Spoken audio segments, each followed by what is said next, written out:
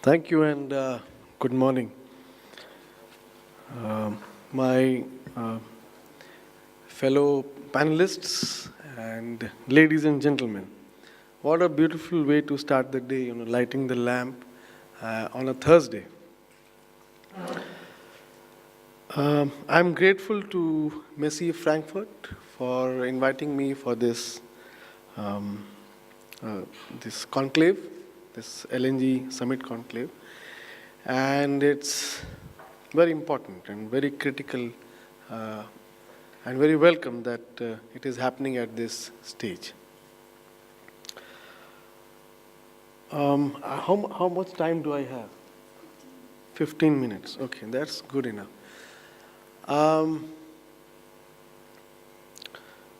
The inland waterways, since I work for the inland waterways in the Ministry of Shipping, has been a lost opportunity for the country.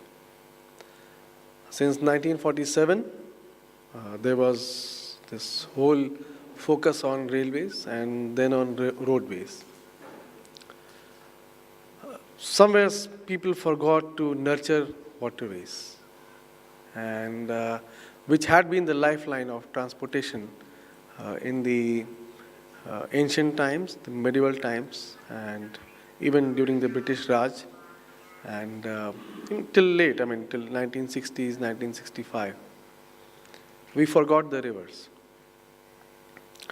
If you'll compare it to the world, if you look at the global scenario, we find that the US developed their inland waterways since 1928.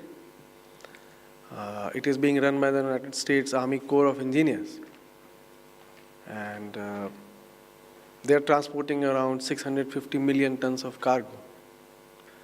The Chinese, they woke up in 1990, 91, and they developed Yangtze and other river systems. They are transporting 1.1 billion tons of cargo. 1.1 billion tons of cargo. The European Union, they are doing around 500 million tons, 600 million tons of cargo on the river Rhine-Danube river system. Vietnam is moving 45 million tons of cargo on their waterways. And if you go to the Parana and to South American countries, Uruguay, Rio de Parana, they are doing 40, 50 million tons or even more. African countries have taken up development of waterways. And what are we doing? We have the mighty Ganges, we have Brahmaputra, we have the Krishna Godavari river system, we have so many rivers in Goa, Mandovi, Zuari, Kambarjua, Jhelum, Narmada. What have we done? Except that we cry foul and we say that they are drying up, they are silting, pollution, they are getting dirty.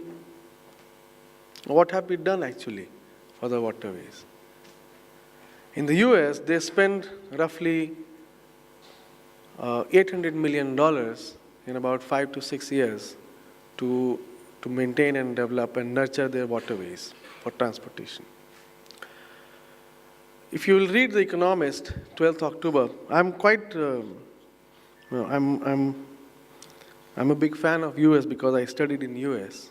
I did my master's there in Duke and then I studied in Harvard. So I'm a fan of US. Let's be very frank about it. 1928 they started and this is 2017.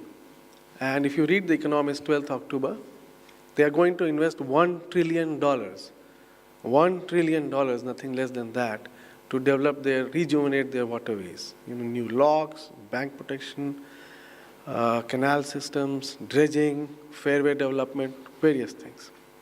And of course, alternative fuel technologies. The Chinese are investing around $12 billion in 3 or 4 years. What have we been spending? We have been spending at an average of 60 crore rupees, that is $1 million, every year since 1986. You don't get the best when you spend $1 million, that is 60 crore rupees, and your waterway's length is not less than 14,000 kilometers. Now, to develop a road in these days, it costs around 3 to 4 crore rupees 1 kilometer. You don't develop waterways like this, and you don't get the best technology for this. So it has been a lost economic opportunity, a lost socio-economic development opportunity.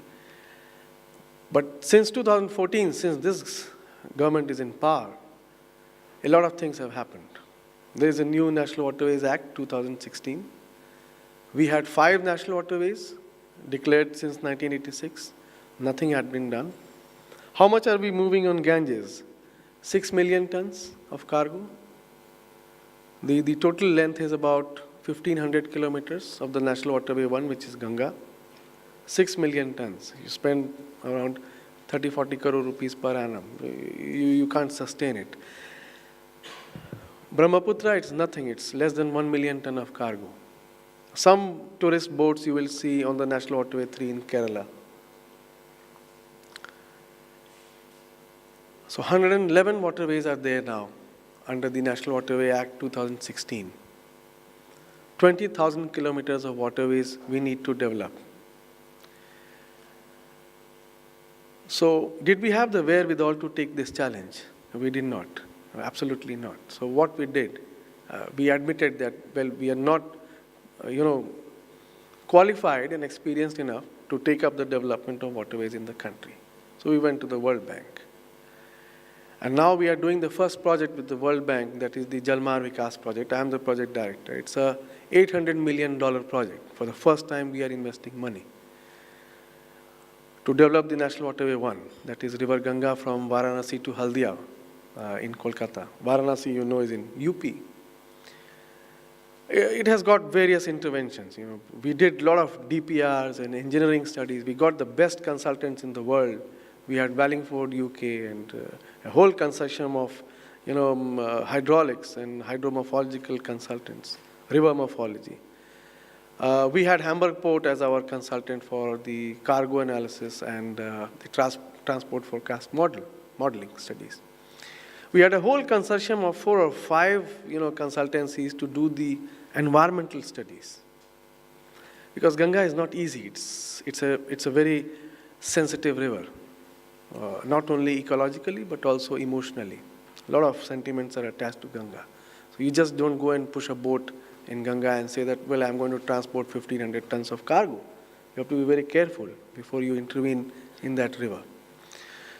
So armed with all these studies, we realized what are the ways, what are the methods we need to develop this waterway, to make it a viable waterway, and to make it a part of the transportation narrative in the country. You can't develop waterways in isolation. They have to be a part with the roadways and the railways. So the whole concept of multimodality and synchromodality, that is when you bring waterways, railways and roadways together. That is how you develop waterways. It just can't be, you put in money, you do dredging and you develop a waterway. That is not done. So I'm zeroing on to, don't worry, I'm zeroing on to the LNG part also.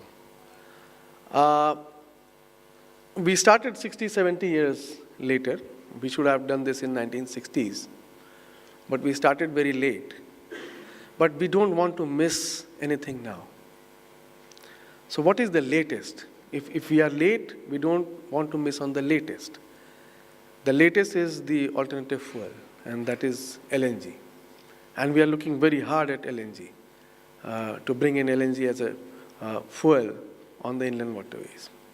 So apart from the various interventions, which I'm not going into detail, that is multimodal terminals at Varanasi, at Sahibganj in Jharkhand, and in Haldia in West Bengal. They are under construction. Just four years back, nobody would come to the inland waterways. I mean, you won't even find a scooter parked in the parking lot, no visitors. And now we have companies like L&Ts and Afcons and ITDs, and Adanis and Island Affairs working for us. Just 3 years' time. Just 3 years. We are serious about this, and our seriousness is exhibited in the way we are working. I mean, we are all working 16, 20 hours a day. There's hardly any time. And there's big support from the government. This whole project is being monitored by the Honorable Prime Minister himself directly, by the Honorable Minister of Shipping directly. We have fortnightly reviews and video conferencing and all that. So apart from the multimodal terminals, we are also building a new navigational lock at Farakka. I don't know how many of you know what is a lock. I've heard of Panama Canal and Suez Canal. So we are building a Farakka lock, a new navigational lock at Farakka, because there is a hydraulic issue in Farakka on the Ganges. There will be so many intermodal terminals. I wish I had brought my presentation and I could have showed you where we are intervening and what we are doing. At Ghazipur, we are making an intermodal terminal. Intermodal means waterway and roadway, no railway. Only two ways are there. At Kalughat, near Patna, that is 30 kilometers upstream of Patna, we are building another intermodal terminal, waterway and roadway. We are targeting Nepal from there and the northern states. So in this whole thing, we were grappling with the issues of draft. You need a particular kind of draft, a depth in the river to move certain kind of vessels. We need to move 2,000 tons of vessels. Then we are competitive with the railways and roadways. And why? I'll just explain to you quickly in one line. If you move a 2,000-ton vessel means ship, a barge, then you are equivalent to a 40 box wagon railway rake. This goods train, 40 goods train. So 40 wagons is equivalent to one 2,000-ton vessel. It also replaces 125 trucks on the road. One vessel replaces 125 trucks of 16 metric ton capacity each. That is 16-wheel or 18-wheel or something like that. So then we are competitive if we are able to move a 2,000-ton vessel. And to move a 2,000-ton vessel on the waterway, you need a 3-meter draft. You need 2.5 to 3-meter draft, and you need some keel clearance, so that it doesn't hit the ground. So we need a 3-meter draft, and for that we need to do dredging and fairway and all those things, river training and river conservancy works. So to address the problem of draft, we engaged one of the best designers. They are DST Germany, Duisburg.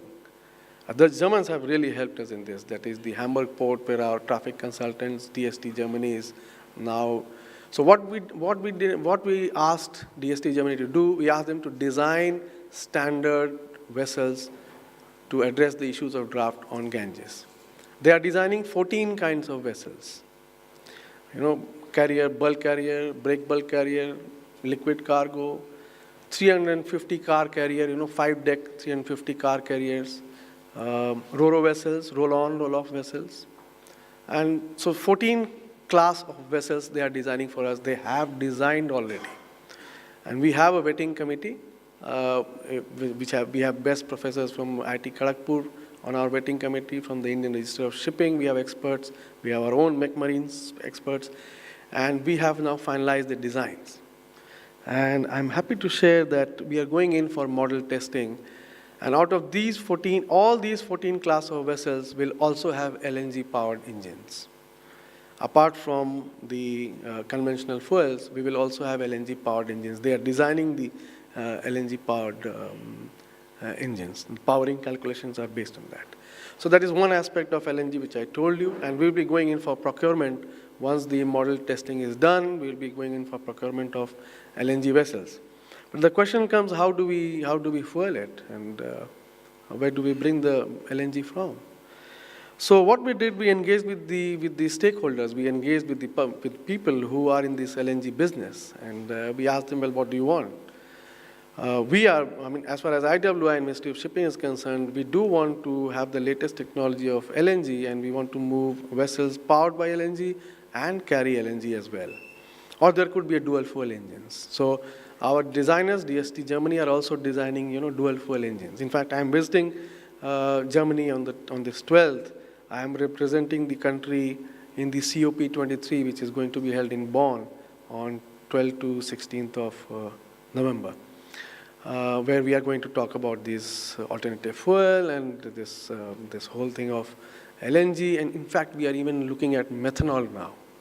What about methanol? So we are now engaging with the industry on methanol-powered engines. It doesn't end here. So what happened in the stakeholders conference, that we got the feedback from people that, well, there is a big business case for LNG, And so they have identified 2 locations. One is Ghazipur, I just mentioned to you Ghazipur in UP, that is the intermodal terminal, and Kalughat in Patna, that is again an intermodal terminal, and Sahibganj in Jharkhand, where they would like to have bunkering and storage facilities. We are open for a PPP engagement. We are acquiring the land, we will build the jetty, you bring your storage equipment, and you should have your own business plan. So a lot of things are happening on the LNG front and the waterways front. I'm just talking about one waterway, that is Ganga. There are so many more coming up. 10 to 20 DPRs are ready. We are going for tendering for the development of these rivers. So we have a big case for a deeper engagement as far as alternative fuel is concerned. And in IWI, we welcome all. If you have anything to express, any interest to share with us, just write to us, no problem. We do respond. And we have a very good team working on this whole project of waterways development. We have the best specialists working for us.